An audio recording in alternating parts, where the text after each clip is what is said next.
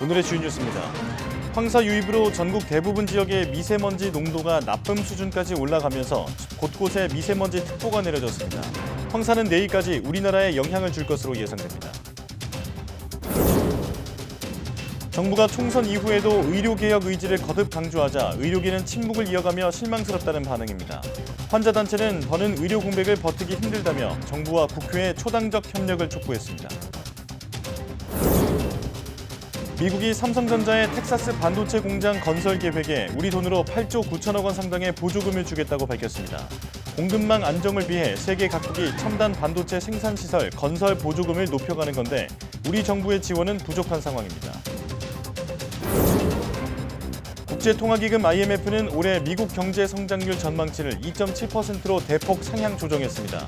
하지만 미국 경제의 영향력을 제한적으로 판단하면서 우리 경제 성장률 전망치는 2.3%로 유지했습니다.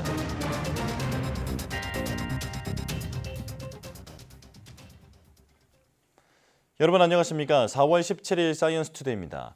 윤석열 대통령이 총선 이후 첫 입장을 밝혔는데요. 여기에서도 의료개혁 의지를 거듭 강조하자 의료계는 실망스럽다는 반응입니다. 환자단체는 더는 버틸 힘이 없다며 의료 정상화를 위해 국회와 정부가 초당적 협력을 이뤄야 할 때라고 촉구했습니다. 신지원 기자입니다. 정부가 총선 이후에도 의료개혁 의지를 재확인하면서 의료계는 또 한 번 실망했다는 반응입니다. 총선 전 윤석열 대통령과 만났던 박단 대한전공의협의회 비상대책위원장은 침묵을 이어갔고 의대 교수들도 대한의사협회도 여전히 묵묵부답입니다. 의정대와 돌파구를 찾기 어려워지면서 전공의들은 답답함만 호소하고 있습니다. 기대가 없었고요. 전공의로서도 답답하고요.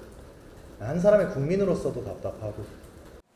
전공의들이 떠난 병원에 남은 의료진들은 정부의 태도 변화를 촉구했습니다. 보건의료노조는 정부가 의사단체를 굴복시키려는 강압적 태도로 의대 증원을 밀어붙인다면 국민의 지지를 받을 수 없다며 국정 기조를 확 바꿔야 한다고 지적했습니다. 환자단체도 더는 의료 공백을 버티기 힘들다며 정부와 국회에 초당적인 협력을 촉구했습니다. 오늘 대통령께서 어쨌든 의료 정상화에 관련된 발표를 할 거라고 기대했는데 그런 내용이 없어서 좀 아쉬움이 있고 정부도 국회도 빨리 나서서 이 문제 해결해 주기를 바라고 있거든요. 의료 공백이 장기화하면서 국민적 피로감이 높아지고 있지만 총선 이후에도 정부와 의료계가 같은 입장만 되풀이하면서 환자들의 불안은 계속될 전망입니다. YTN 신지원입니다. 서울대 의대 교수 절반 이상이 2달째 병원을 비운 전공의 공백을 메우느라 주 80시간 넘는 경무에 시달리는 것으로 나타났습니다. 서울의대 서울대병원 비상대책위원회는 어제 4차 비상총회를 열고 서울의대와 서울대병원 교수 522명이 참여한 설문조사 결과를 발표했습니다. 주 80시간 이상 일하고 있다는 교수들이 40.6%에 달했고 주 100시간 이상 일한다는 비율도 16%나 됐습니다. 24시간 근무 경험이 있는 439명 가운데 당직 다음 날도 주간 근무를 했다고 응답한 교수는 82.9%로 파악됐습니다. 또 응답자의 98.3%가 중간 정도 이상 스트레스를 받는다고 느꼈으며 우울증 선별 검사 결과 89.2%가 우울증 의심 단계로 나타났습니다. 지역 필수의료 분야 의사 부족 문제를 해소하는 방안 중 하나로 정부가 퇴직한 의사를 활용하기로 하고 이를 관리할 전담 조직을 국립중앙의료원에 설치했습니다. 어제 문을 연 시니어 의사지원센터는 이미 은퇴했거나 은퇴를 앞둔 의사가 지역 필수의료기관과 공공의료기관에서 계속 일할 수 있게 인력을 모집하고 교육하며 의료기관 연계 역할까지 전담할 예정입니다. 보건복지부는 시니어 의사 지원 사업을 통해 지역 필수의료 인력 공백이 완화될 것으로 기대되며 의사들 참여 상황을 보면서 실효성을 높이기 위한 지원 방안을 계속 마련하겠다고 밝혔습니다.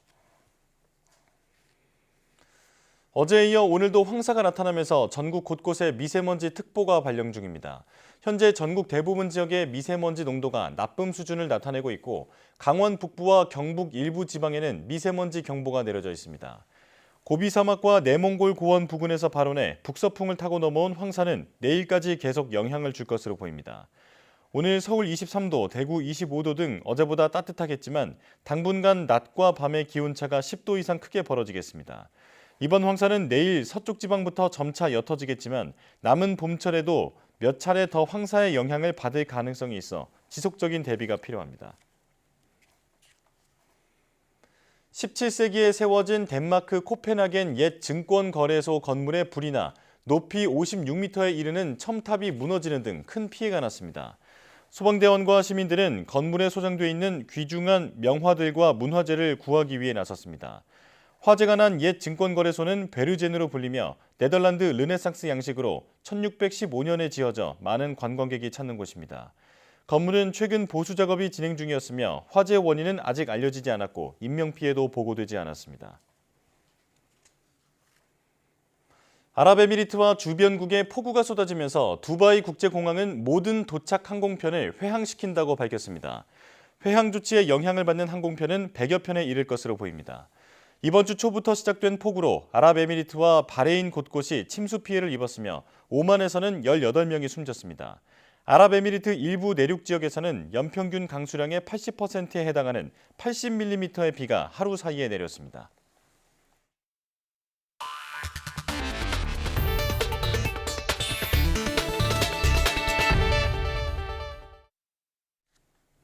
미국이 삼성전자의 400억 달러 규모 텍사스 반도체 공장 건설 계획에 8조 9천억 원 상당의 보조금 지급 방침을 밝혔습니다.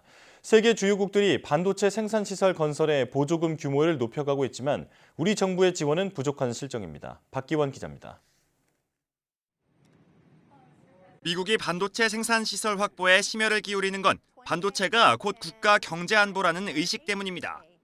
AI와 자율주행 자동차 등 미래 산업 전반의 공급망 안정을 위해선 자국 내 첨단 반도체 공장이 필요하다는 판단입니다. 삼성을 포함해 TSMC 등 반도체 업체들도 미국 투자에 박차를 가하고 있습니다. 엔비디아와 퀄컴 등 주요 고객사와 접근성을 높일 뿐더러 대규모 보조금까지 받으면서 원가를 낮출 수 있다는 장점도 더해졌습니다. SK하이닉스도 5조 원 이상의 미국 투자 계획을 밝힌 이유기도 합니다. 국내 산업 영향은 어떨까? 당장 기술이 유출되거나 국내 생산량 자체가 줄어들 우려는 크지 않다는 게 업계 평가입니다. 하지만 국가적 측면에서 협상력이 떨어질 수 있다는 우려가 제기됩니다.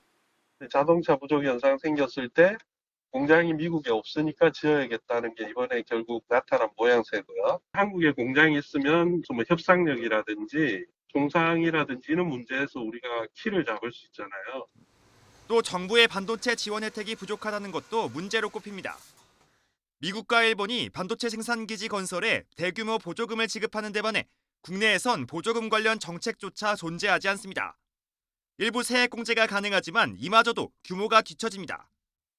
우리나라 땅에서 반도체를 제조를 하면 미국, 일본, 유럽보다 원가가 높아질 수 있다.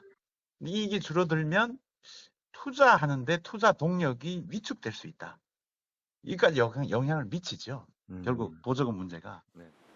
주요국들이 앞다퉈 반도체 기업 유치에 나선 가운데 우리 정부의 대처가 주목되고 있습니다.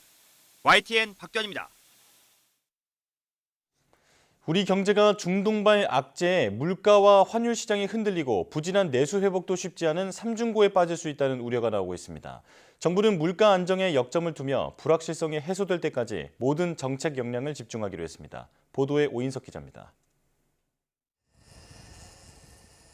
중동 지역은 국내 원유의 72%, 가스의 32%를 공급하고 있습니다.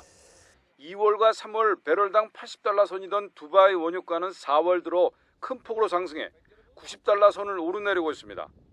지난달 국제 유가 상승의 영향으로 수입 물가 지수는 석 달 연속 올랐습니다. 이달 들어 더 오른 환율과 유가는 아직 반영되지 않아 수입 물가는 추가 상승할 가능성이 커졌습니다. 과일과 채소 등 먹거리 중심으로 고물가가 이어지는 상황에서 불안한 국제 유가는 물가를 더 압박하는 모양새입니다.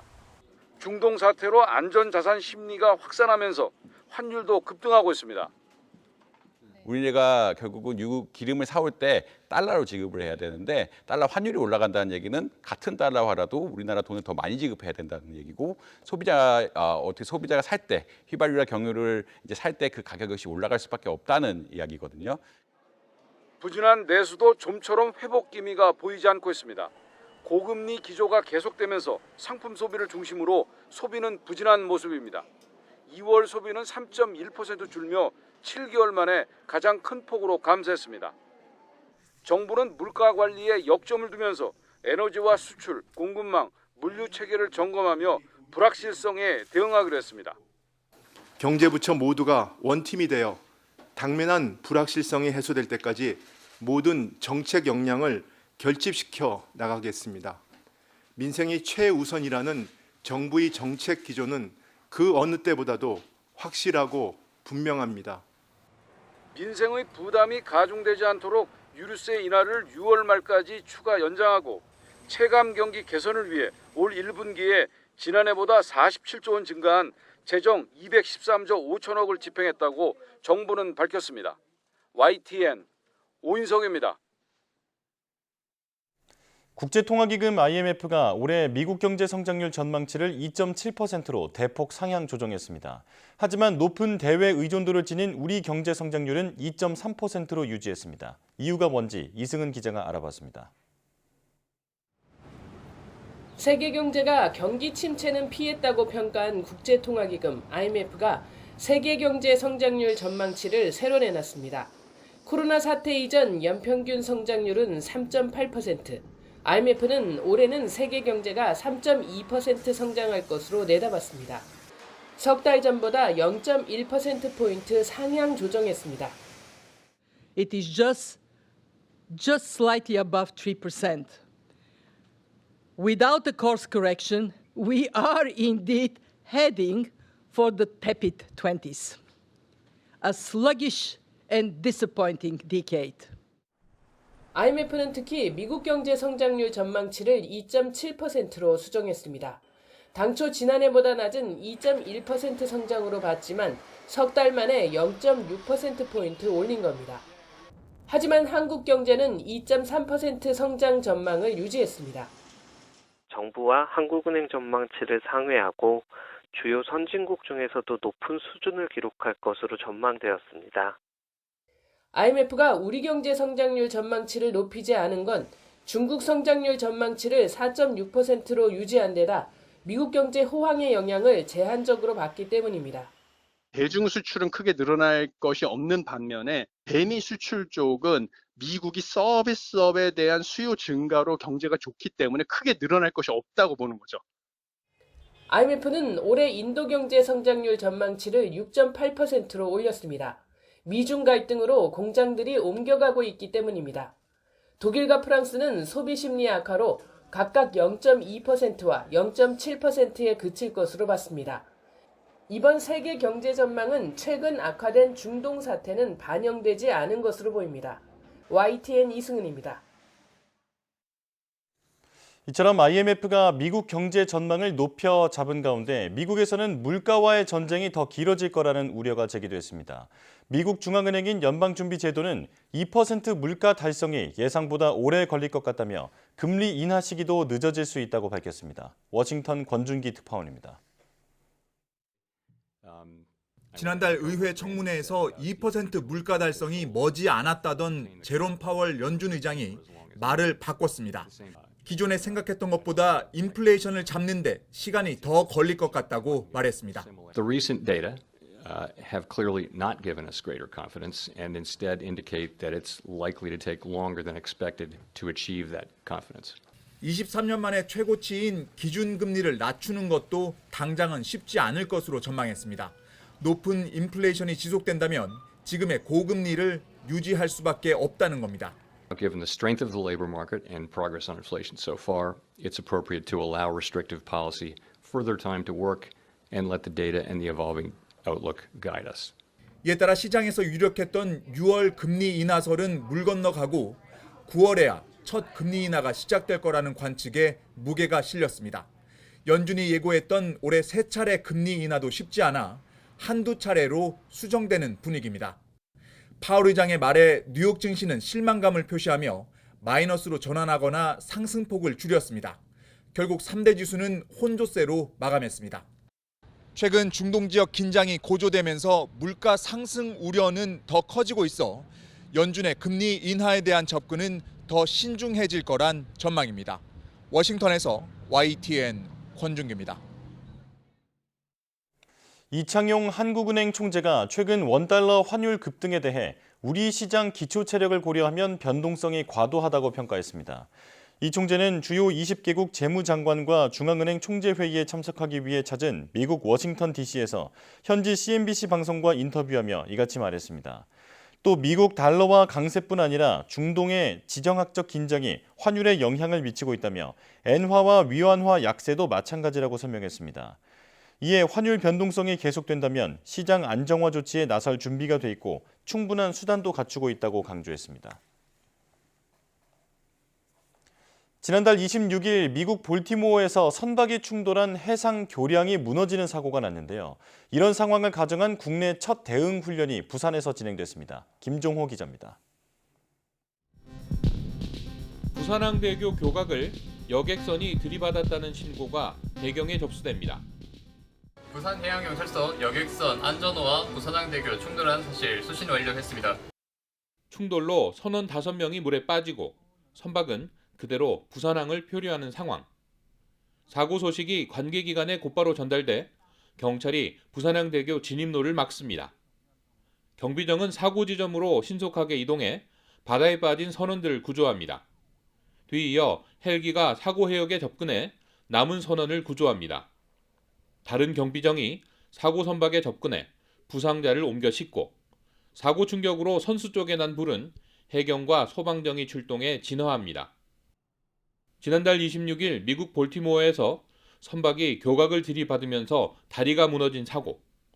부산시가 비슷한 상황을 가정한 국내 첫 훈련을 부산항에서 진행했습니다. 우리 부산시가 처음으로 12개 기관이 함께 힘을 합쳐서 해양 안전사고 대비를 위한 종합적인 훈련을 실시하게 되었습니다. 부산은 해상 교량이 많고 오가는 대형 선박도 많아서 유사사고 위험이 큰 곳입니다. 실제로 지난 2019년 2월 6,000톤급 러시아 화물선이 요트와 충돌한 뒤 무리하게 배를 돌리다가 광안대교를 들이받기도 했습니다. 상황을 단순하게 가정한 첫 번째 훈련은 성공적으로 끝났지만 더 복잡하고 심각한 사고까지 대비할 수 있도록 앞으로 더 많은 훈련과 세밀한 대응 방법 수립이 필요합니다. YTN 김종호입니다. 재작년 강원도에서 체험 학습 중인 초등학생이 주차하는 버스에 치여 숨지는 사고가 있었습니다. 이후 현장 인솔교사 2명이 과실치사 혐의로 기소돼 재판을 앞두고 있는데 선처를 요구하는 탄원이 이어지고 있습니다. 어떤 사연인지 홍성욱 기자가 소개합니다. 교사들이 법원 앞에 모였습니다. 과실치사 혐의로 재판에 넘겨진 동료 교사 2명의 선처를 요구하기 위해서입니다. 사건은 재작년 11월 발생했습니다.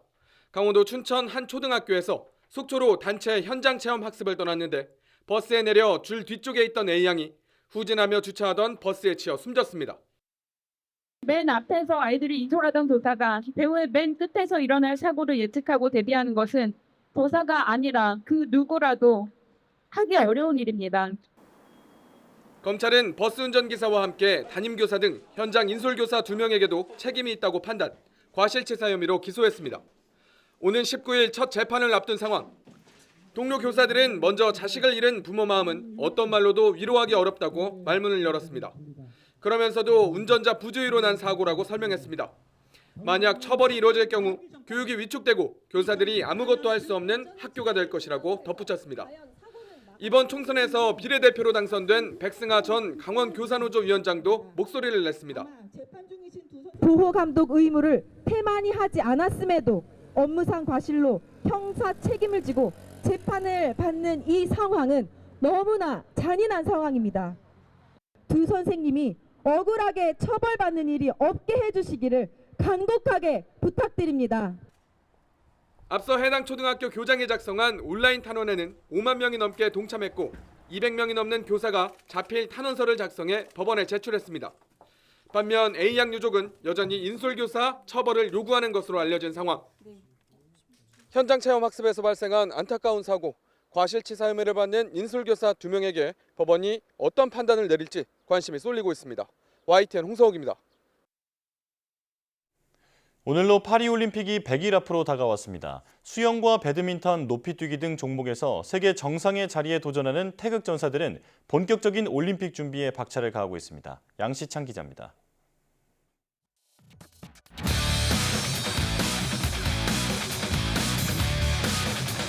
수영 간판 황선우와 김우민은 지난달 국가대표 선발전 이후 컨디션을 끌어올리는 데 집중하고 있습니다. 지난 2월 도하 세계선수권 자유형 200m와 400m에서 나란히 금메달을 목에 걸며 세계 정상급 기량임을 확인했지만 최강자들이 총 출동하는 올림픽 메달을 위해서는 자신의 최고 기록을 한 번 더 넘어야 합니다. 김우민은 호주 오픈에서 세계적인 강호 사무엘 쇼츠와 올림픽 전초전을 치르고 황선우도 다음 달 국제대회 출전을 검토하는 등 실전 경험도 쌓고 있습니다. 각종 메이저 대회를 뛰면서 경험이 많이 쌓였기 때문에 이번 파리올림픽에서는 완벽한 레이스를 펼치고 싶고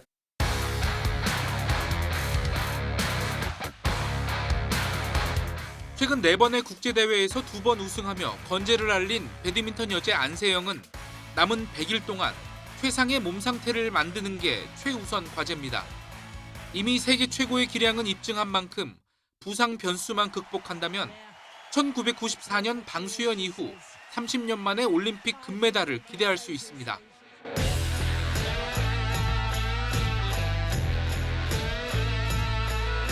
스마일 점퍼, 높이뛰기 우상혁은 쉼 없이 국제대회에 출전하며 올림픽을 준비하고 있습니다.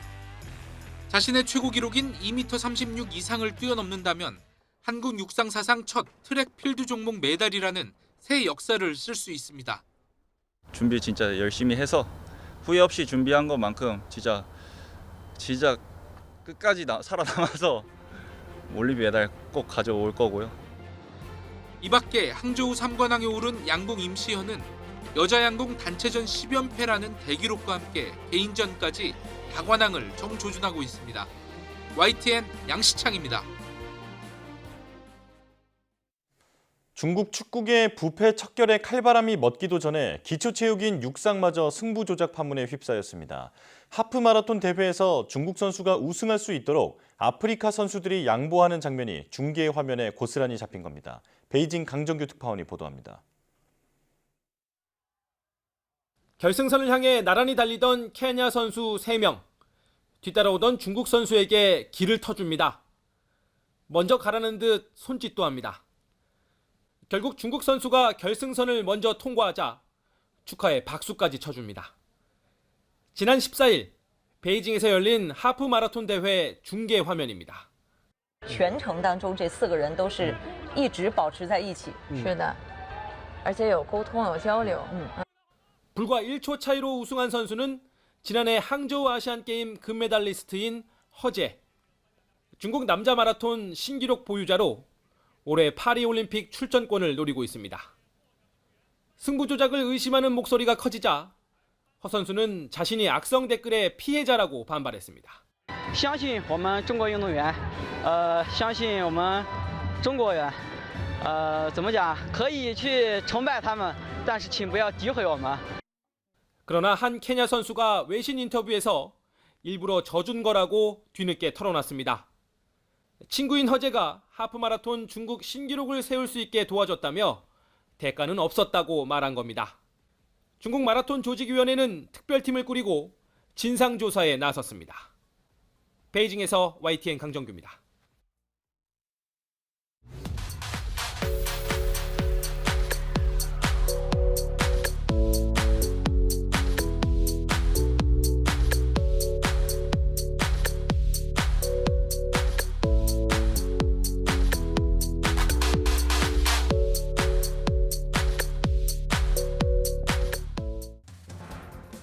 봄비가 그치자 짙은 황사가 들이닥쳤습니다. 오늘은 전국의 대기질이 좋지 않은 가운데 일시적으로 미세먼지 농도가 매우 나쁨 수준까지 악화하는 곳도 있다고 합니다. 황사는 내일까지 영향을 준다고 하는데요. 되도록 바깥 활동을 삼가고 외출 시 미세먼지를 막아주는 KF80 이상의 마스크를 쓰시는 게 좋겠습니다. 뉴스 마칩니다. 고맙습니다.